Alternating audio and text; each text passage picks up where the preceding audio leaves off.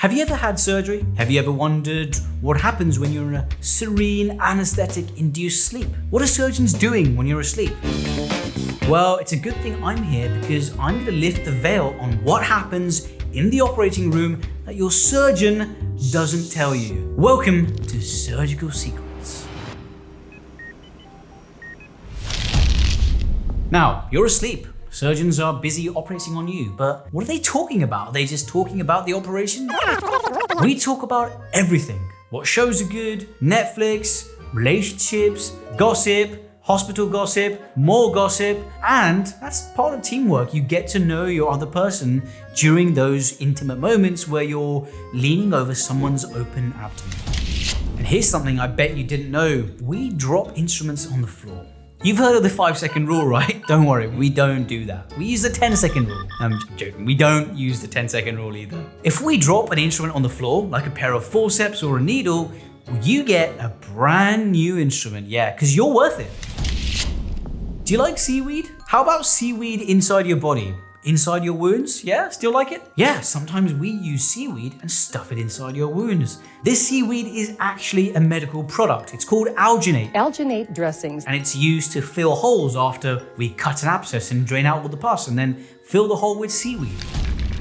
I always thought surgeons had to be pretty good artists. And yep, you guessed it, we actually take that to the next level and we draw on you. We won't draw penises on you, if you're nice to us. No, I'm joking, we won't draw penises on you. Now, there's a couple of reasons why we might draw on you. One is to make sure we have the right body part. These are called never events because they should never happen. And that's why we have surgical safety checklists before we operate to make sure these things never happen.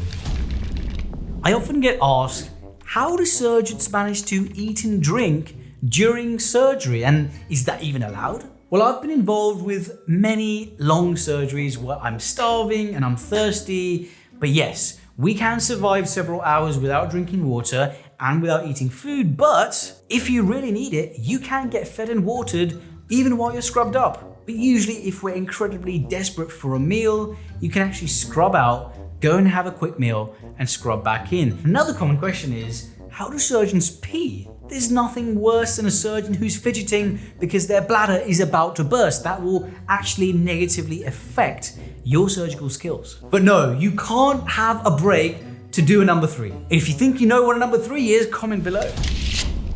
Did you know that we also shave your pubes before surgery? Well, if you're having arm surgery, we're not going to randomly shave your garden, are we? You've got to pay extra for that because shaving reduces the risk of surgical site infections, which we want. Speaking of grooming, we also clean your belly button. How do we clean your belly button? Well, usually what we do is we get a Q-tip and we dunk it inside your belly button with some alcohol wash and just twirl away. You'd be surprised at some of the gunk we find.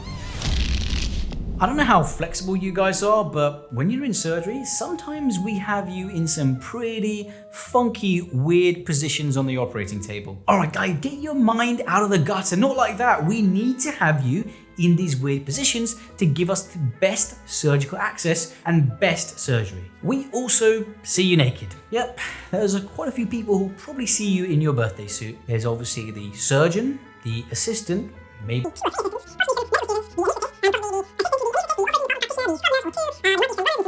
Okay, I'll stop now because I'm putting you off surgery right now, aren't I? Hey, but don't worry, it's not streamed on Instagram and no one's gonna take photos. But don't worry, we've seen it. We've seen all sorts of shapes, sizes, no need to be embarrassed, it's okay. Do you have a tattoo? Comment below if you've got a tattoo and where and what it is. As a surgeon, I love seeing cool tattoos on patients I'm about to operate on. In fact, if you've got a particularly cool tattoo or a cool poem or something like that, we'll actually talk about it. And we will try our very best to make sure the tattoo is in its original condition come the end of surgery if we have to operate in and around that area. So after we've done the dirty on you and operated, we scrub you clean like a newborn baby. We clean you before, sometimes during, and definitely afterwards so you're nice and clean and ready to go home. And that, my friend, is on the house. So that is a nice look behind the operating room curtain and surgical secrets that your surgeon doesn't tell you. If you want more behind the scenes information on surgeries, make sure you stay tuned. I'm Dr. Karan and I'm wearing a grey hoodie and I'm matching with this grey chair. I'll see you next week.